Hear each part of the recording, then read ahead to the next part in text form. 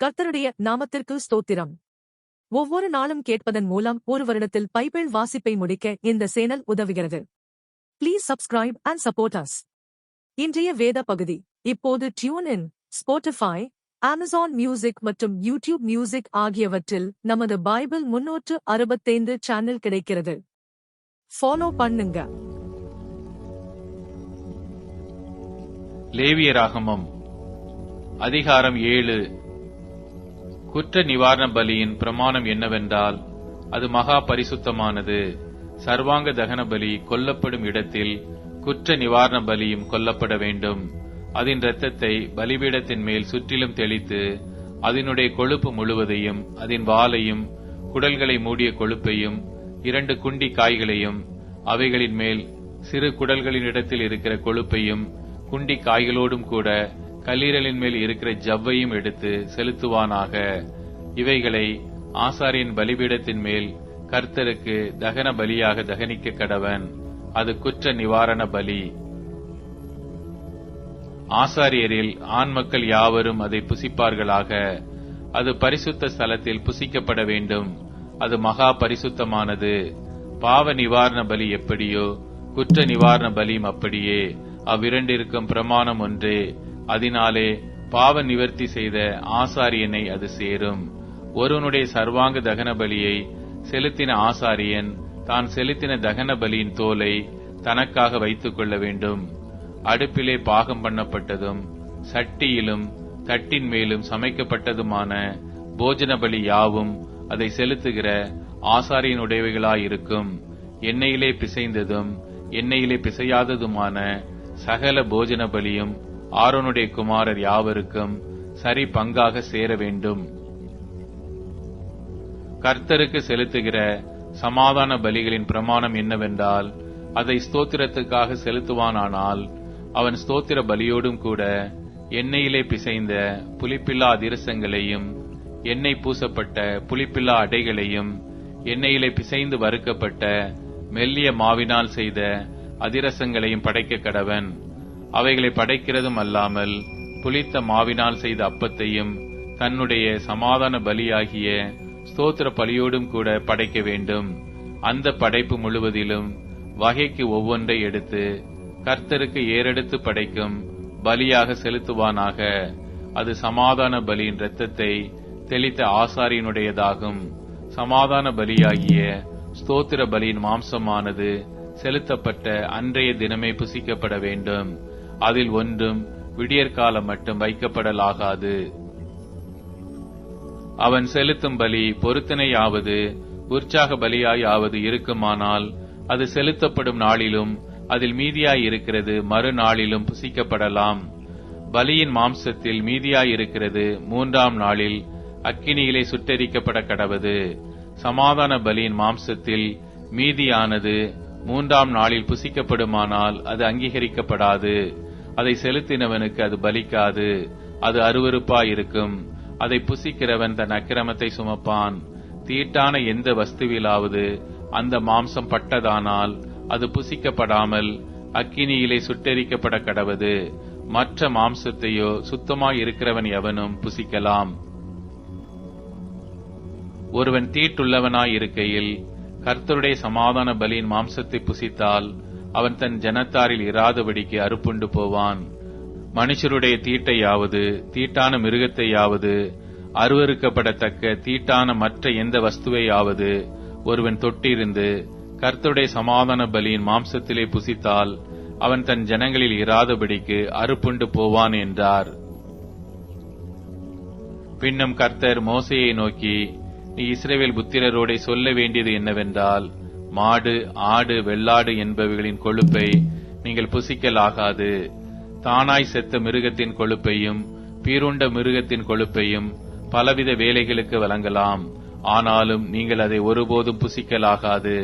கர்த்தருக்கு தகன பலியாக செலுத்தப்படும் மிருகத்தின் கொழுப்பை புசிக்கிற எந்த ஆத்துமாவும் தன் ஜனங்களில் இராதபடிக்கு அறுப்புண்டு போவான். உங்கள் வாசஸ்தலங்களில் எங்கும் யாதொரு பறவையின் இரத்தத்தையாவது யாதொரு மிருகத்தின் இரத்தத்தையாவது புசிக்கலாகாது. எவ்வித இரத்தத்தையாகிலும் புசிக்கிற எவனும் தன் ஜனங்களில் இராதபடிக்கு அறுப்புண்டு போவான் என்று சொல் என்றார். பின்னும் கர்த்தர் மோசேயை நோக்கி, நீ இஸ்ரவேல் புத்திரரோடே சொல்ல வேண்டியது என்னவென்றால், கர்த்தருக்கு சமாதான பலி செலுத்துகிறவன் தான் செலுத்தும் சமாதான பலியை கர்த்தருடைய சந்நிதியில் கொண்டு வருவானாக. கர்த்தருக்கு தகன பலியாக படைப்பவைகளை அவன் கைகளை கொண்டு வர வேண்டும். மார்க்கண்டத்தையும் அதனோடே கூட அதன் மேல் வைத்த கொழுப்பையும் கர்த்தருடைய சந்நிதியில் அசைவாட்டும் பலியாக அசைவாட்டும்படிக்கு கொண்டு வர கடவன். அப்பொழுது ஆசாரியன் அந்த கொழுப்பை பலிபீடத்தின் மேல் தகனிக்க வேண்டும். மார்க்கண்டமோ ஆரோனையும் அவன் குமாரரையும் சேரும். உங்கள் சமாதான பலிகளில் வலது முன்னந்தொடையை ஏறெடுத்து படைக்கும் பலியாக படைக்கும்படி ஆசாரியனிடத்தில் கொடுப்பீர்களாக. ஆரோனுடைய குமாரரில் சமாதான பலியின் இரத்தத்தையும் கொழுப்பையும் செலுத்துகிறவனுக்கு வலது முன்னந்தொடை பங்காக சேரும். இஸ்ரவேல் புத்திரரின் சமாதான பலிகளில் அசைவாட்டு மார்க்கண்டத்தையும் ஏறெடுத்து படைக்கும் முன்னந்தொடையையும் நான் அவர்கள் கையில் வாங்கி அவைகளை ஆசாரியனாகிய ஆரோனுக்கும் அவன் குமாரருக்கும் இஸ்ரவேல் புத்திரருக்குள் நடக்கும் நித்திய கட்டளையாக கொடுத்தேன் என்று சொல் என்றார். கர்த்தருக்கு ஆசாரிய ஊழியம் செய்யும்படி ஆரோனும் அவன் குமாரரும் நியமிக்கப்பட்ட நாளிலே இது அபிஷேகம் பண்ணப்பட்ட அவர்களுக்கு கர்த்தருடைய தகன பலிகளில் கிடைக்கும்படி உண்டான கட்டளை. இப்படி அவர்களுக்கு இஸ்ரவேல் புத்திரர் தங்கள் தலைமுறை தோறும் நித்திய நியமமாக கொடுக்கும்படி கர்த்தர் அவர்களை அபிஷேகம் பண்ணின நாளிலே கட்டளையிட்டார். சர்வாங்க தகன பலிக்கும் போஜன பலிக்கும் குற்ற நிவாரண பலிக்கும் பிரதிஷ்டை பலிகளுக்கும் சமாதான பலிகளுக்கும் அடுத்த பிரமாணம் இதுவே. கர்த்தருக்கு தங்கள் பலிகளை செலுத்த வேண்டும் என்று அவர் இஸ்ரவேல் புத்திரருக்கு சீனாய் வனாந்திரத்திலே கற்பிக்கும் போது இவைகளை மோசேக்கு சீனாய் மலையில் கட்டளையிட்டார்.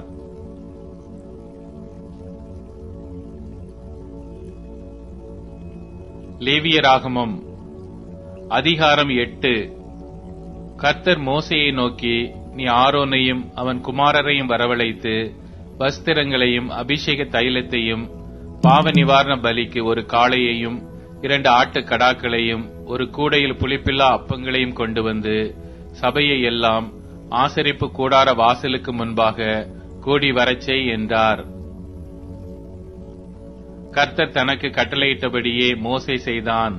சபை ஆசரிப்பு கூடார வாசலுக்கு முன்பாக கூடின போது மோசே சபையை நோக்கி, செய்யும்படி கர்த்தர் கட்டளையிட்ட காரியம் இதுவே என்று சொல்லி, கர்த்தர் தனக்கு கட்டளையிட்டபடியே மோசே ஆரோனையும் அவன் குமாரரையும் வரவழைத்து அவர்களை ஜலத்தினால் ஸ்நானம் பண்ணுவித்து அவனுக்கு உள் அங்கியை போட்டு இடை கச்சையை கட்டி மேல் அங்கியை உடுத்தி ஏபோத்தை தரித்து அதன் மேல் ஏபோத்தின் விசித்திரமான கச்சையை கட்டி அவனுக்கு மார்பதக்கத்தை அணிந்து மார்பதக்கத்திலே ஊரீம் தும்மீம் என்பவைகளையும் வைத்து அவன் தலையிலே பாகையை தரித்து பாகையின் மேல் அவன் நெற்றியிலே பரிசுத்த கிரீடம் என்னும் பொற்பட்டத்தை கட்டினான். பின்பு மோசே அபிஷேக தைலத்தை எடுத்து வாசஸ்தலத்தையும் அதிலுள்ள யாவற்றையும் அபிஷேகம் பண்ணி பரிசுத்தப்படுத்தி அதில் கொஞ்சம் எடுத்து பலிபீடத்தின் மேல் 7 தரம் தெளித்து பலிபீடத்தையும் அதன் சகல பனிமுட்டுகளையும் தொட்டியையும் அதன் பாதத்தையும் பரிசுத்தப்படுத்தும்படி அபிஷேகம் பண்ணி அபிஷேக தைலத்திலே கொஞ்சம் ஆரோனுடைய சிரசின் மேல் வார்த்து அவனை பரிசுத்தப்படுத்தும்படி அபிஷேகம் பண்ணினான். பின்பு மோசே கர்த்தர் தனக்கு கட்டளையிட்டபடியே ஆரோனின் குமாரரை வரவழைத்து அவர்களுக்கு அங்கிகளை உடுத்தி இடைக்கச்சைகளை கட்டி குல்லாக்களை தரித்து பாவ நிவாரண பலிக்கான காளையை கொண்டு வந்தான். அதனுடைய தலையின் மேல் ஆரோனும் அவன் குமாரரும் தங்கள் கைகளை வைத்தார்கள். அப்பொழுது அது கொல்லப்பட்டது. மோசே அதன் இரத்தத்தை எடுத்து தன் விரலினால் பலிபீடத்தின் கொம்புகளின் மேல் சுற்றிலும் பூசி பலிபீடத்திற்காக பிராயசித்தம் செய்து மற்ற இரத்தத்தை பலிபீடத்தின் அடியில் ஊற்றிவிட்டு அதன் மேல் பாவ நிவர்த்தி செய்யும் பொருட்டு அதை பரிசுத்தப்படுத்தினான். பின்பு மோசே கர்த்தர் தனக்கு கட்டளையிட்டபடியே குடல்கள் மேல் இருந்த கொழுப்பு முழுவதையும் கல்லீரலின் மேல் இருந்த ஜவ்வையும் 2 குண்டி காய்களையும் அவைகளின் கொழுப்பையும் எடுத்து பலிபீடத்தின் மேல் தகனித்து காளையையும் அதன் தோலையும் மாம்சத்தையும் சாணியையும் பாளையத்துக்கு புறம்பே அக்கினியிலே சுட்டெரித்தான். பின்பு அவன் சர்வாங்க தகன பலிக்கு ஆட்டுக்கடாவை கொண்டு வந்தான். அதன் தலையின் மேல் ஆரோனும் அவன் குமாரரும் தங்கள் கைகளை வைத்தார்கள். அப்பொழுது அது கொல்லப்பட்டது. மோசே அதன் இரத்தத்தை பலிபீடத்தின் மேல் சுற்றிலும் தெளித்தான். ஆட்டுக்கடா சந்து சந்தாக துண்டிக்கப்பட்டது. கர்த்தர் தனக்கு கட்டளையிட்டபடியே மோசே அதன் தலையையும் துண்டங்களையும் கொழுப்பையும் தகனித்தான்.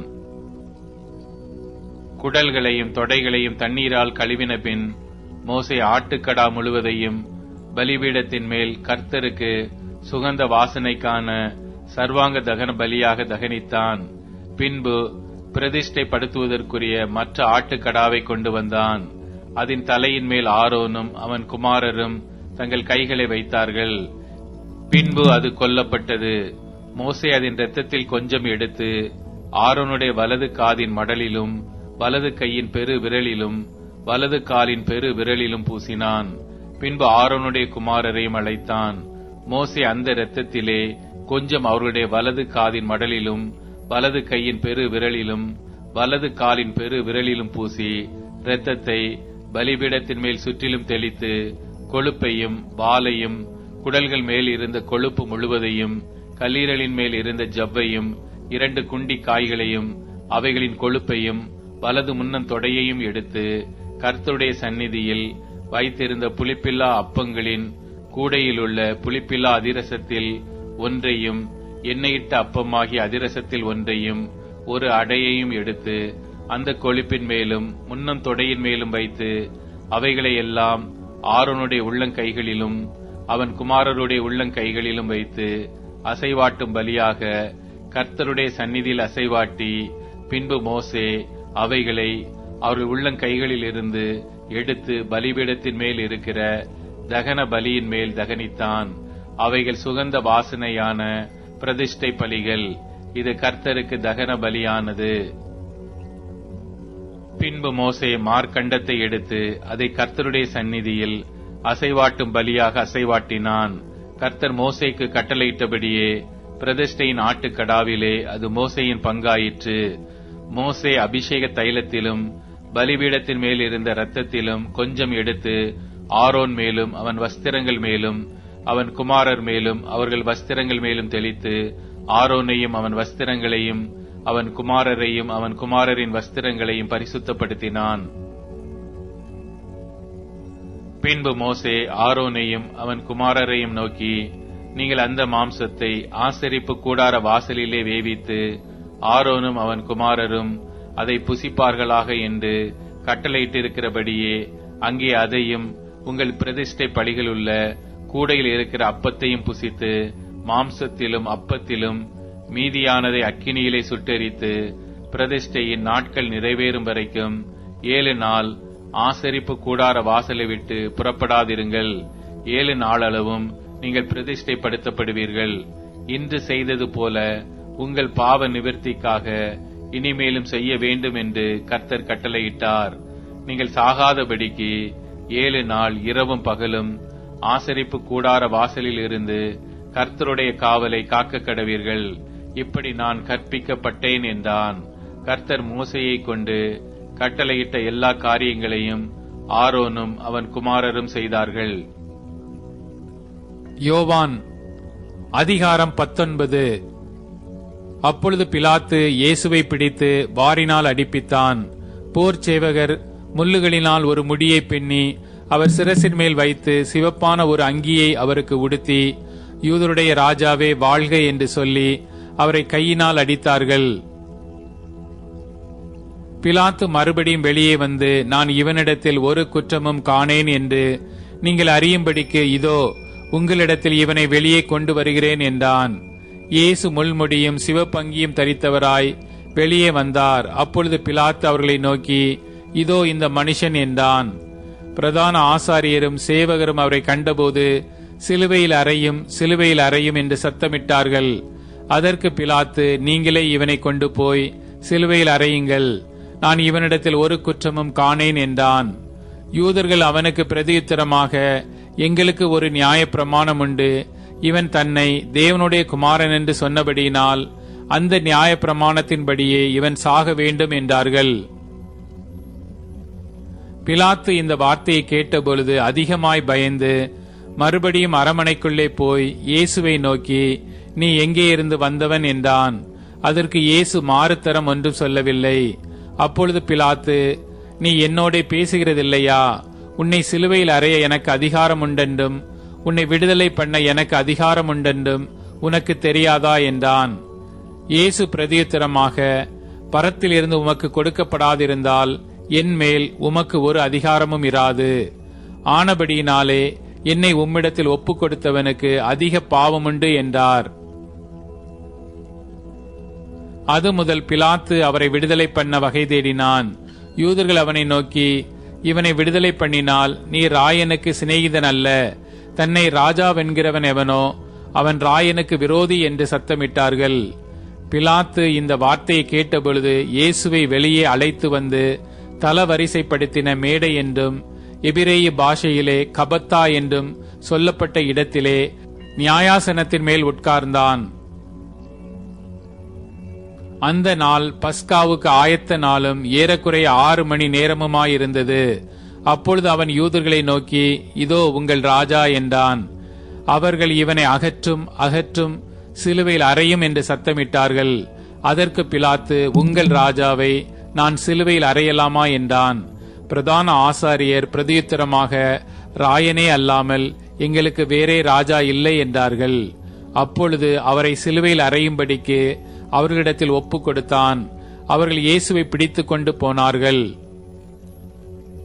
அவர் தம்முடைய சிலுவையை சுமந்து கொண்டு எபிரேய பாஷையிலே கொல்கொதா என்று சொல்லப்படும் கபாலஸ்தலம் என்கிற இடத்திற்கு புறப்பட்டு போனார். அங்கே அவரை சிலுவையில் அறைந்தார்கள். அவரோடே கூட வேறு 2 பேரை 2 பக்கங்களிலும் இயேசுவை நடுவிலுமாக சிலுவையில் அறைந்தார்கள்.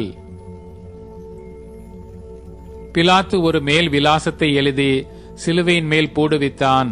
அதில் நசரேயனாகிய இயேசு யூதருடைய ராஜா என்று எழுதியிருந்தது.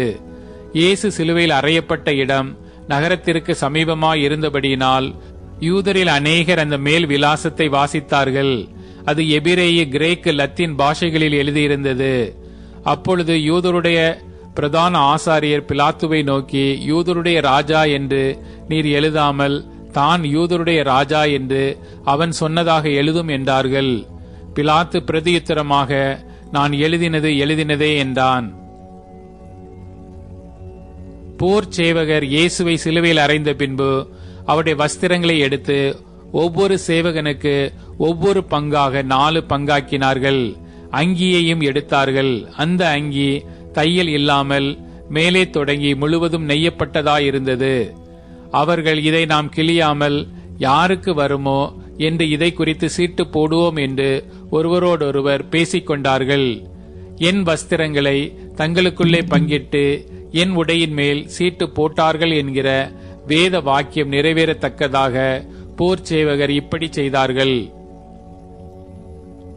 இயேசுவின் சிலுவையின் அருகே அவருடைய தாயும் அவருடைய தாயின் சகோதரி கிலேயோப்பா மரியாலும் மகதலேனா மரியாலும் நின்று கொண்டிருந்தார்கள். அப்பொழுது இயேசு தம்முடைய தாயையும் அருகே நின்ற தமக்கு அன்பாயிருந்த சீஷனையும் கண்டு தம்முடைய தாயை நோக்கி, ஸ்திரியே, அதோ உன் மகன் என்றார். பின்பு அந்த சீஷனை நோக்கி, அதோ உன் தாய் என்றார். அந்நேரத்தில் அந்த சீஷன் அவளை தன்னிடமாய் ஏற்றுக்கொண்டான். அதன் பின்பு எல்லாம் முடிந்தது என்று இயேசு அறிந்து வேத வாக்கியம் நிறைவேறத்தக்கதாக தாகமாயிருக்கிறேன் என்றார். காடி நிறைந்த பாத்திரம் அங்கே வைக்கப்பட்டிருந்தது. அவர்கள் கடற்காளானை காடியிலே தோய்த்து ஈசோப்பு தண்டில் மாட்டி அவர் வாயினிடத்தில் நீட்டி கொடுத்தார்கள். இயேசு காடியை வாங்கின பின்பு முடிந்தது என்று சொல்லி தலையை சாய்த்து ஆவியை ஒப்புக் கொடுத்தார். அந்த நாள் பெரிய ஓய்வு நாளுக்கு ஆயத்த நாளாயிருந்தபடியினால் உடல்கள் அந்த ஓய்வு நாளிலே சிலுவைகளில் இராதபடிக்கு யூதர்கள் பிலாத்துவினிடத்தில் போய் அவருடைய கால் எலும்புகளை முறிக்கும்படிக்கும் உடல்களை எடுத்து போடும்படிக்கும் உத்தரவு கேட்டுக்கொண்டார்கள். அந்தப்படி போர் சேவகர் வந்து அவருடனே கூட சிலுவையில் அறையப்பட்ட முந்தினவனுடைய கால் எலும்புகளையும் மற்றவனுடைய கால்களையும் முறித்தார்கள். அவர்கள் இயேசுவினிடத்தில் வந்து அவர் மரித்திருக்கிறதைக் கண்டு அவருடைய கால் எலும்புகளை முறிக்கவில்லை. ஆகிலும் போர் சேவகரில் ஒருவன் ஈட்டியினாலே அவருடைய விலாவில் குத்தினான். உடனே இரத்தமும் தண்ணீரும் புறப்பட்டது. அதை கண்டவன் சாட்சி கொடுக்கிறான். அவனுடைய சாட்சி மெய்யாய் இருக்கிறது. நீங்கள் விசுவாசிக்கும்படி தான் சொல்லுகிறது மெய்யென்று அவன் அறிந்திருக்கிறான். அவருடைய எலும்புகளில் ஒன்று முறிக்கப்படுவதில்லை என்கிற வேத வாக்கியம் நிறைவேறும்படி இவைகள் நடந்தது. அல்லாமலும் தாங்கள் குத்தினவரை நோக்கி பார்ப்பார்கள் என்று வேறொரு வேத வாக்கியம் சொல்லுகிறது. இவைகளுக்கு பின்பு அரிமத்தியா ஊரானும் யூதருக்கு பயந்ததினால் இயேசுவுக்கு அந்தரங்க சீஷனுமாகிய யோசேப்பு இயேசுவின் சரீரத்தை எடுத்துக்கொண்டு போகும்படி பிலாத்துவினிடத்தில் உத்தரவு கேட்டான். பிலாத்து உத்தரவு கொடுத்தான். ஆகையால் அவன் வந்து இயேசுவின் சரீரத்தை எடுத்துக்கொண்டு போனான். ஆரம்பத்திலே ஒரு ராத்திரியில் இயேசுவினிடத்தில் வந்திருந்த நிக்கோதேமு என்பவன் வெள்ளை போலமும் கரிய போலமும் கலந்து ஏறக்குறைய 100 ராத்தல் கொண்டு வந்தான். அவர்கள் இயேசுவின் சரீரத்தை எடுத்து யூதர்கள் அடக்கம் பண்ணும் முறைமையின்படியே அதை சுகந்த வர்க்கங்களுடனே சீலைகளில் சுற்றி கட்டினார்கள். அவர் சிலுவையில் அறையப்பட்ட இடத்தில் ஒரு தோட்டமும் அந்த தோட்டத்தில் ஒரு காலும் ஒருவனும் வைக்கப்பட்டிராத ஒரு புதிய கல்லறையும் இருந்தது. யூதருடைய ஆயத்த நாளானபடியினாலும் அந்த கல்லறை சமீபமாய் இருந்தபடியினாலும் அவ்விடத்திலே இயேசுவை வைத்தார்கள். யோவான் அதிகாரம் 20. வாரத்தின் முதல் நாள் காலையில் அதிக இருட்டோடே மகதலேனா மரியாள் கல்லறை இனிடத்திற்கு வந்து கல்லறையை அடைத்திருந்த கல் எடுத்து போட்டிருக்க கண்டாள். உடனே அவள் ஓடி சீமோன் பேதுருவினிடத்திலும் இயேசுவுக்கு அன்பாயிருந்த மற்ற சீஷனிடத்திலும் போய், கர்த்தரை கல்லறையிலிருந்து எடுத்துக்கொண்டு போய்விட்டார்கள், அவரை வைத்த இடம் எங்களுக்கு தெரியவில்லை என்றால். அப்பொழுது பேதுருவும் மற்ற சீஷரும் கல்லறை இடத்திற்கு போகும்படி புறப்பட்டு இருவரும் ஒருமித்து ஓடினார்கள். பேதுருவை பார்க்கிலும் மற்ற சீஷன் துரிதமாய் ஓடி முந்தி கல்லறை இடத்தில் வந்து அதற்குள்ளே குனிந்து பார்த்து சீலைகள் கிடக்கிறதை கண்டான். ஆனாலும் அவன் உள்ளே போகவில்லை. சீமோன் பேதுரு அவனுக்கு பின்னே வந்து கல்லறைக்குள்ளே பிரவேசித்து சீலைகள் கிடக்கிறதையும் அவருடைய தலையில் சுற்றியிருந்த சீலை மற்ற சீலைகளுடனே வைத்திராமல் தனியே ஒரு இடத்திலே சுருட்டி வைத்திருக்கிறதையும் கண்டான். முந்தி கல்லறை இடத்திற்கு வந்த மற்ற சீஷனும் அப்பொழுது உள்ளே பிரவேசித்து கண்டு விசுவாசித்தான். அவர் மரித்தோரிலிருந்து எழுந்திருக்க வேண்டும் என்கிற வேத வாக்கியத்தை அவர்கள் இன்னும் அறியாதிருந்தார்கள். பின்பு அந்த சீஷர்கள் தங்களுடைய இடத்திற்கு திரும்பி போனார்கள். மரியாள் கல்லறையினருகே வெளியே நின்று அழுது கொண்டிருந்தாள். அப்படி அழுது கொண்டிருக்கையில் அவள் குனிந்து கல்லறைக்குள்ளே பார்த்து இயேசுவின் சரீரம் வைக்கப்பட்டிருந்த இடத்திலே வெள்ளுடை தரித்தவர்களாய் 2 தூதர்கள் தலைமாட்டில் ஒருவனும் கால்மாட்டில் ஒருவனுமாக உட்கார்ந்திருக்கிறதை கண்டாள். அவர்கள் அவளை நோக்கி, ஸ்திரியே, ஏன் அழுகிறாய் என்றார்கள். அதற்கு அவள், என் ஆண்டவரை எடுத்துக்கொண்டு போய்விட்டார்கள், அவரை வைத்த இடம் எனக்கு தெரியவில்லை என்றாள். இவைகளை சொல்லி பின்னாக திரும்பி இயேசு நிற்கிறதை கண்டாள். ஆனாலும் அவரை இயேசு என்று அறியாதிருந்தாள். இயேசு அவளை பார்த்து, ஸ்திரியே, ஏன் அழுகிறாய்? யாரை தேடுகிறாய் என்றார். அவள் அவரை தோட்டக்காரன் என்று எண்ணி, ஐயா, நீர் அவரை எடுத்துக்கொண்டு போனதுண்டானால் அவரை வைத்த இடத்தை எனக்கு சொல்லும், நான் போய் அவரை எடுத்துக் கொள்வேன் என்றாள். இயேசு அவளை நோக்கி, மரியாளே என்றார். அவள் திரும்பி பார்த்து ரபூனி என்றால், அதற்கு போதகரே என்று அர்த்தமாம். இயேசு அவளை நோக்கி, என்னை தொடாதே, நான் இன்னும் என் பிதாவினிடத்திற்கு ஏறி போகவில்லை. நீ என் சகோதரரிடத்திற்கு போய், நான் என் பிதாவினிடத்திற்கும் உங்கள் பிதாவினிடத்திற்கும் என் தேவனிடத்திற்கும் உங்கள் தேவனிடத்திற்கும் ஏறி போகிறேன் என்று அவர்களுக்கு சொல்லு என்றார். மகதலேனா மரியாள் போய் தான் கர்த்தரை கண்டதையும் அவர் தன்னுடனே சொன்னவைகளையும் சீஷருக்கு அறிவித்தாள். வாரத்தின் முதல் நாளாகிய அன்றைய தினம் சாயங்கால வேளையிலே சீஷர்கள் கூடியிருந்த இடத்தில் யூதர்களுக்கு பயந்ததினால் கதவுகள் பூட்டி இருக்கையில் இயேசு வந்து நடுவே நின்று, உங்களுக்கு சமாதானம் என்றார். அவர் இப்படி சொல்லி தம்முடைய கைகளையும் விலாவையும் அவர்களுக்கு காண்பித்தார். சீஷர்கள் கர்த்தரை கண்டு சந்தோஷப்பட்டார்கள்.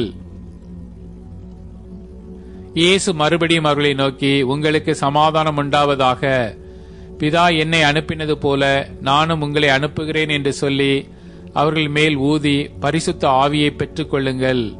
எவர்களுடைய பாவங்களை மன்னிக்கிறீர்களோ அவைகள் அவர்களுக்கு மன்னிக்கப்படும். எவர்களுடைய பாவங்களை மன்னியாதிருக்கிறீர்களோ அவைகள் அவர்களுக்கு மன்னிக்கப்படாதிருக்கும் என்றார். இயேசு வந்திருந்தபோது 12 ஒருவனாகிய திதிமு எனப்பட்ட தோமா என்பவன் அவர்களுடனே கூட இருக்கவில்லை. மற்ற சீஷர்கள் கர்த்தரை கண்டோம் என்று அவனுடனே சொன்னார்கள். அதற்கு அவன், அவருடைய கைகளில் ஆணிகளில் உண்டான காயத்தை நான் கண்டு அந்த காயத்திலே என் விரலை இட்டு என் கையை அவருடைய விலாவிலே போட்டாலொழிய விசுவாசிக்க மாட்டேன் என்றான். மறுபடியும் 8 நாளைக்கு பின்பு அவருடைய சீஷர்கள் வீட்டுக்குள்ளே இருந்தார்கள். தோமாவும் அவர்களுடனே கூட இருந்தான். கதவுகள் பூட்டப்பட்டு இருந்தது. அப்பொழுது இயேசு வந்து நடுவே நின்று, உங்களுக்கு சமாதானம் என்றார். பின்பு அவர் தோமாவை நோக்கி, நீ உன் விரலை இங்கே நீட்டி என் கைகளை பார். உன் கையை நீட்டி என் விலாவிலை போடு. அவிசுவாசியாயிராமல் விசுவாசியாயிரு என்றார். தோமா அவருக்கு பிரதியுத்தரமாக, என் ஆண்டவரே, என் தேவனே என்றான். அதற்கு இயேசு, தோமாவே, நீ என்னை கண்டதினாலே விசுவாசித்தாய். காணாதிருந்தும் விசுவாசிக்கிறவர்கள் பாக்கியவான்கள் என்றார். இந்த புஸ்தகத்தில் எழுதியிராத வேறு அநேக அற்புதங்களையும் இயேசு தமது சீஷருக்கு முன்பாக செய்தார். இயேசு தேவனுடைய குமாரனாகி கிறிஸ்து என்று நீங்கள் விசுவாசிக்கும்படியாகவும் விசுவாசித்து அவருடைய நாமத்தினாலே நித்திய ஜீவனை அடையும்படியாகவும் இவைகள் எழுதப்பட்டிருக்கிறது. சங்கீதம் அதிகாரம் 49. ஜனங்களே, நீங்கள் எல்லாரும் இதை கேளுங்கள். பூமியின் குடிகளே, சிறியோரும் பெரியோரும் ஐஸ்வர்யவான்களும் எளியவர்களுமாகிய நீங்கள் எல்லாரும் ஏகமாய்ச் செவி கொடுங்கள்.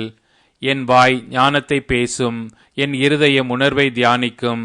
என் செவியை ஊமை மொழிக்கு சாய்த்து என் மறைபொருளை சுர மண்டலத்தின் மேல் வெளிப்படுத்துவேன். என்னை தொடர்கிறவர்களுடைய அக்கிரமம் என்னை சூழ்ந்து கொள்ளும் தீங்கு நாட்களில் நான் பயப்பட வேண்டியதென்ன? தங்கள் செல்வத்தை நம்பி தங்கள் திரளான ஐஸ்வர்யத்தினால் பெருமை பாராட்டுகிற ஒருவனாவது தன் சகோதரன் அழிவை காணாமல் இனி என்றைக்கும் உயிரோடு இருக்கும்படி எவ்விதத்தினாலாவது அவனை மீட்டுக் கொள்ளவும் அவன் நிமித்தம் மீட்கும் பொருளை தேவனுக்கு கொடுக்கவும் கூடாதே. அவர்கள் ஆத்தும மீட்பு மிகவும் அருமையாயிருக்கிறது. அது ஒருபோதும் முடியாது. ஞானிகளும் மரித்து அஞ்ஞானிகளும் நிர்மூடரும் ஏகமாய் அழிந்து தங்கள் ஆஸ்தியை மற்றவர்களுக்கு வைத்து போகிறதை காண்கிறான். தங்கள் வீடுகள் நித்திய காலமாகவும் தங்கள் வாசஸ்தலங்கள் தலைமுறை தலைமுறையாகவும் இருக்கும் என்பது அவர்கள் உள்ளத்தின் அபிப்பிராயம். அவர்கள் தங்கள் நாமங்களை தங்கள் நிலங்களுக்கு தரிக்கிறார்கள். ஆகிலும் கனம் பொருந்தியவனாயிருக்கிற மனுஷன் நிலைத்திருக்கிறதில்லை. அழிந்து போகும் மிருகங்களுக்கு ஒப்பாயிருக்கிறான். இதுதான் அவர்கள் வழி, இதுதான் அவர்கள் பைத்தியம். ஆகிலும் அவர்கள் சந்ததியார் அவர்கள் சொல்லை மெச்சிக் கொள்ளுகிறார்கள். சேலா. ஆட்டு மந்தையைப் போல பாதாளத்திலே கிடத்தப்படுகிறார்கள். மரணம் அவர்களை மேய்ந்து போடும். செம்மையானவர்கள் அதிகாலையில் அவர்களை ஆண்டு கொள்வார்கள். அவர்கள் தங்கள் வாசஸ்தலத்தில் நிலைத்திருக்க கூடாதபடி அவர்களுடைய ரூபத்தை பாதாளம் அளிக்கும். ஆனாலும் தேவன் என் ஆத்துமாவை பாதாளத்தின் வல்லமைக்கு தப்புவித்து மீட்பார். அவர் என்னை ஏற்றுக்கொள்வார். சேலா. ஒருவன் ஐஸ்வர்யவானாகி அவன் வீட்டின் மகிமை பெருகும்போது நீ பயப்படாதே. அவன் மரிக்கும்போது ஒன்றும் கொண்டு போவதில்லை. அவன் மகிமை அவனை பின்பற்றி செல்வதுமில்லை. அவன் உயிரோடு இருக்கையில் தன் ஆத்துமாவை வாழ்த்தினாலும் நீ உனக்கு நன்மையை நாடினாய் என்று மனுஷர் அவனை புகழ்ந்தாலும் அவன் என்றென்றைக்கும் வெளிச்சத்தை காணாத தன் பிதாக்களின் சந்ததியைச் சேர்வான். கனம் பொருந்தினவனாயிருந்தும் அறிவில்லாத மனுஷன் அழிந்து போகும் மிருகங்களுக்கு ஒப்பாயிருக்கிறான்.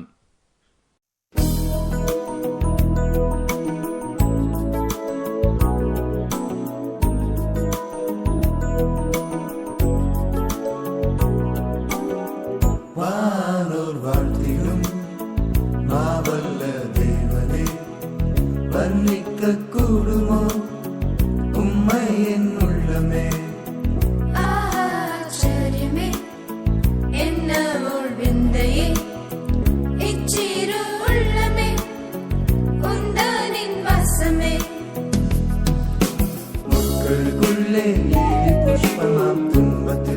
உத்தம சாட்சியாய் தூய்மையும் தாழ்மையும் அன்பும் மலரும் தூயராய் என்றும் வாழுவோம்.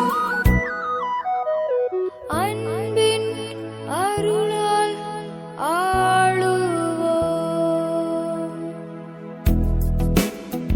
வானோர் வாழ்த்திடும் மாவல்ல தேவனே, வர்ணிக்க கூடுமோ உம்மை என் உள்ளமே.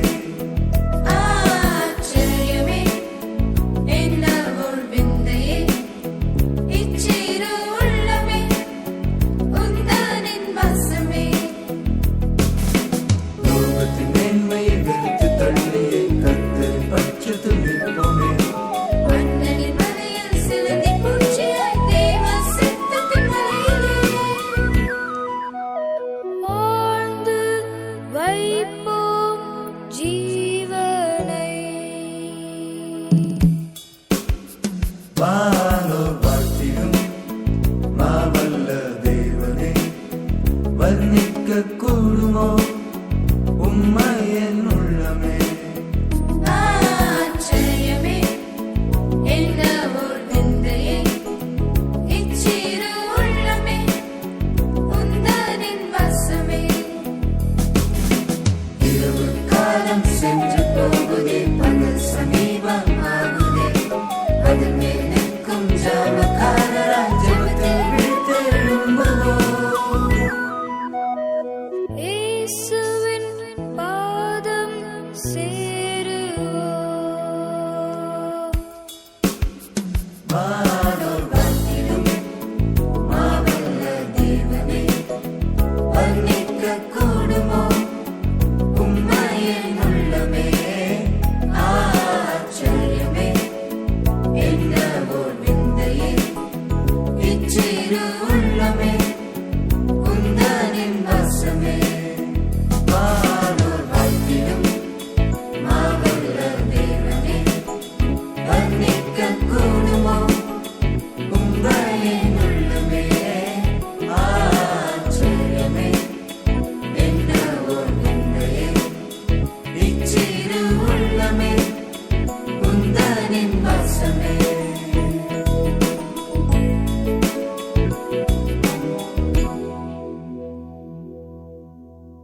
இப்போது tune in, Spotify, Amazon music மற்றும் யூடியூப் மியூசிக் ஆகியவற்றில் நமது பைபிள் 365 சேனல் கிடைக்கிறது.